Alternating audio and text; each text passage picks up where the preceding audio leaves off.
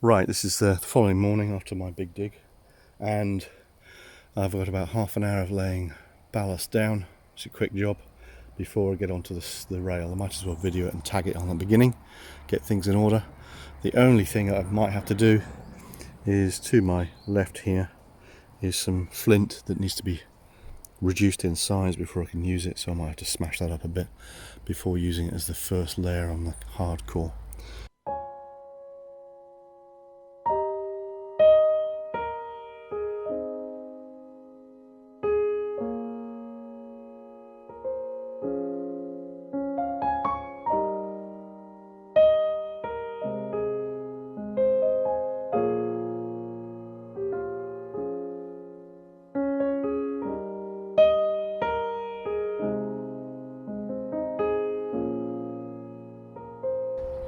So first job is to renovate this point. Obviously the sleepers on them have gone all horrible. Go on then, point to the sleepers have gone horrible. There we go, they need replacing. I replaced a few with some plastic ones anyway at the ends, where the dimensions are the same as the current track. They're the plastic ones on the edges, on each end there, underneath that one and underneath that one. I'll need a couple of drill bits, which are all in there, and some treated wood to replace it with. Good. Right, let's get on.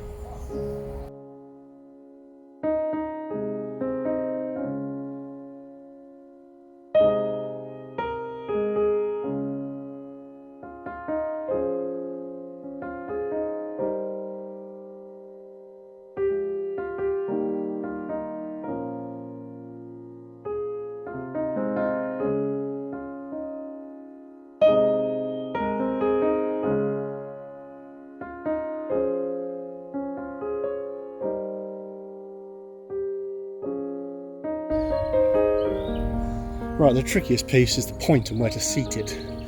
It makes sensible starting with this because it's part of the loop, and I only want to cluck the rail twice to join it up, so once around the loop and join up there. The curve is where I want to get first piece down, but the curve, unfortunately I've had curves already bent, already put in place, and they were for a different radius. So I've got the next job of popping off the sleepers on the curves and try and avoid to use a rail bender for the second time, because it does put stresses in it. It will take a bit of nudging, and then just bend them independently slowly by hand and see how far I get. So I'm going to start with this curve here and come into this and see where we go.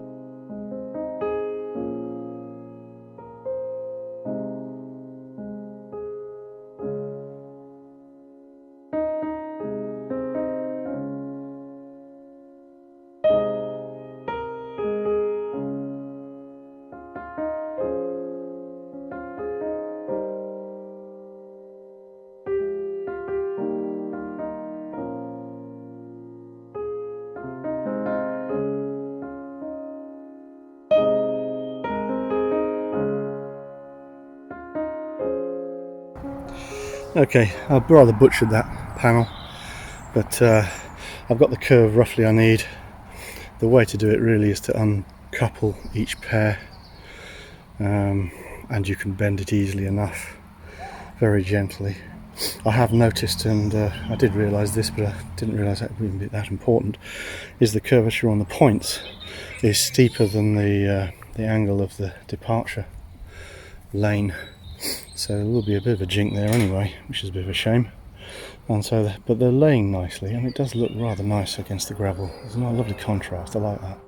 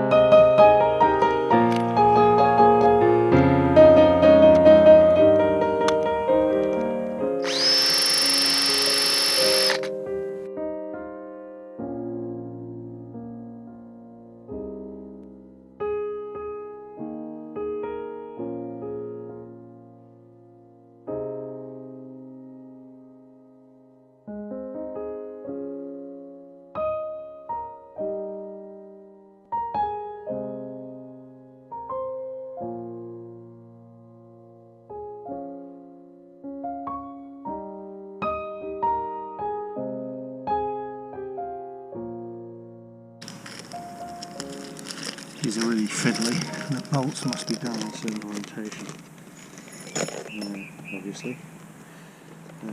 Nice thing about it is the fish plates themselves actually key, so you can oversize the holes, and as long as there's a lot of compression across the rail, then it locks them in, and then it leaves them some movement that way, laterally, which is what we need.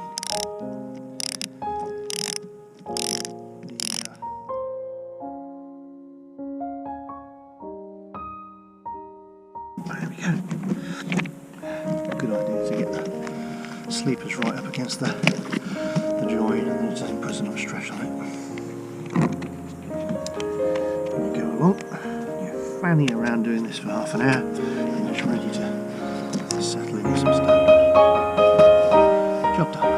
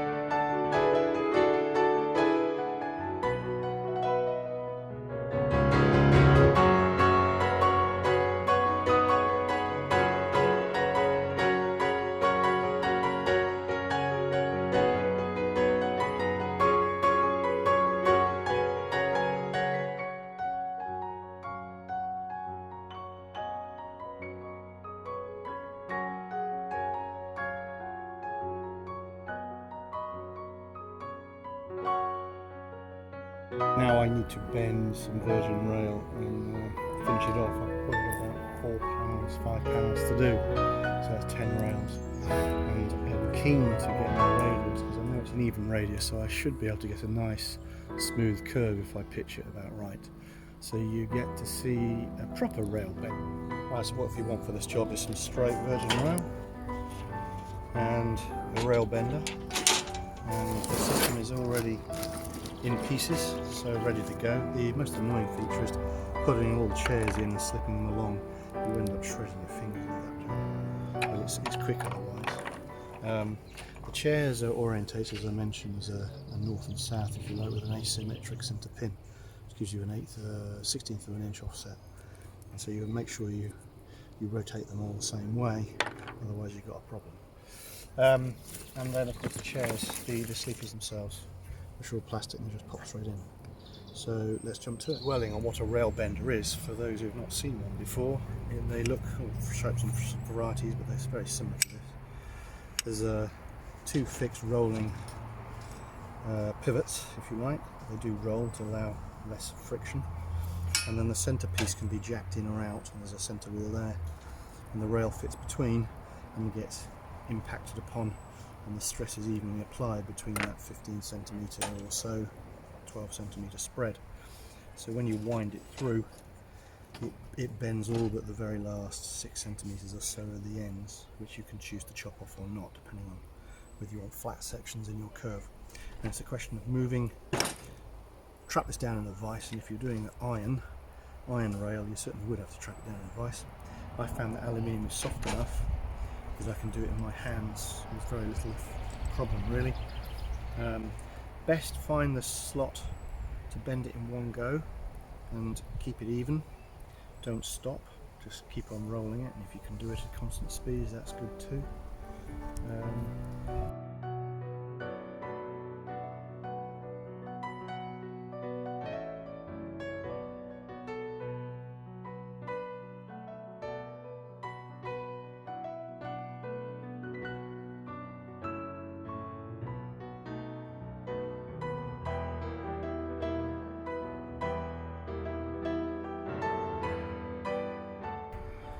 Right, well there you go. There is the bent panels. I've got enough for 5 panels there, 2, 4, 6, 8, 10. And you see there's a small radius differences exhibited even within those.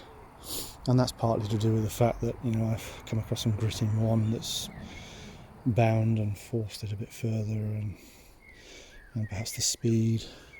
So now I just need to put the chairs on them.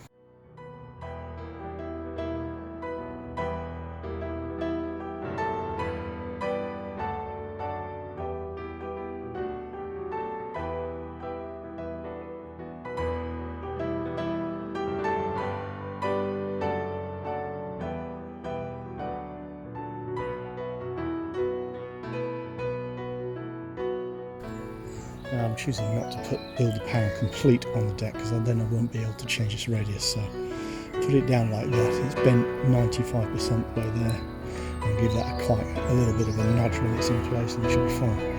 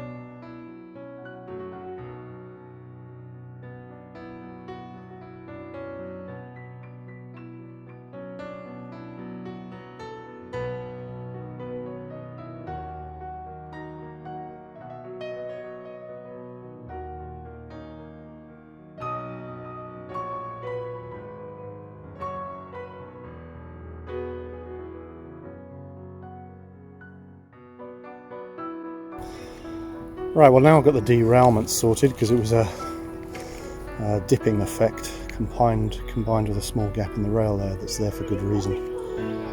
Then it kind of threw me off, and it was all to do with this instability of the track, and now I've supported it with a bit of stone. It's behaving very well. So go down the track here, very simple, you just throw some ballast in between the rails.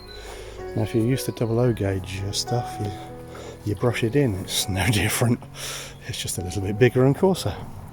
So here we go. I'll video a tiny bit so you can see the practicalities of it. Concentrate between the rails just so I get the level line.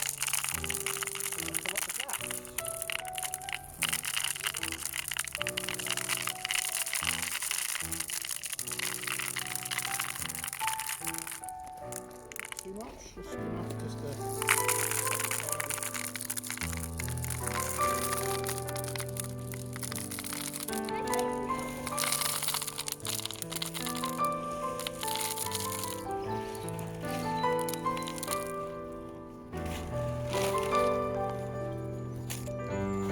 Now it's important to not leave the stone right up against the edges and the internal rail, because it will just derail whatever's running through it. But that's it really, and you've got to be especially interested around the points and just clear any loose stone.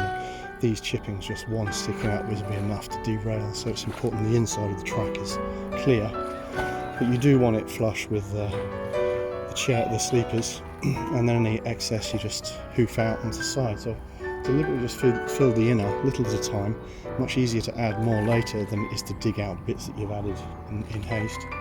And just apply a brush and just brush it through.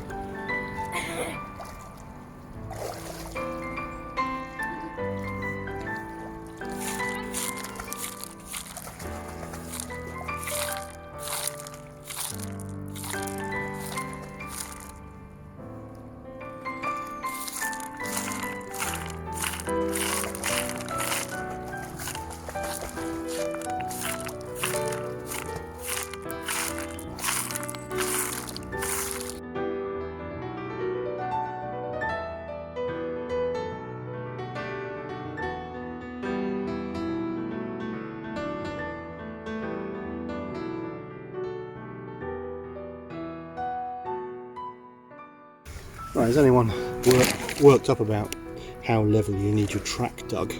It obviously helps. You don't want it all over the place. But I've got a good ½ inch to an inch gap under the rail here, where it's obviously I've dug a bit too much and not put enough stone down before I lay the track. But it's not a problem, because as you fill the centre, it just fills it up. And the rail itself, if you've placed it down like I have all the way around, it's kind of found its own level within reason, because it's skipping the tops of some of the sleepers are skimming the tops, and you're just filling the stone in the middle, and it will just fill it up. So this is what's happening, and it's fine. I'll just show you this.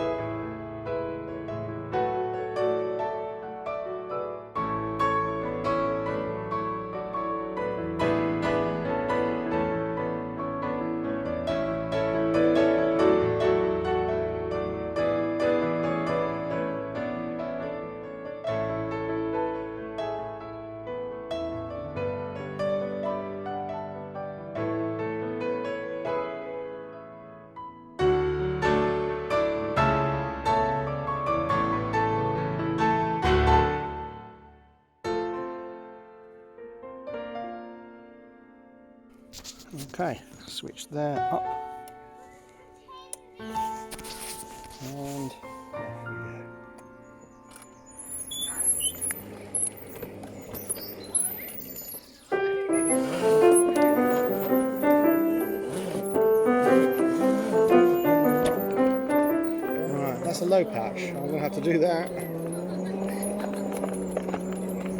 very stable, not rocking anymore.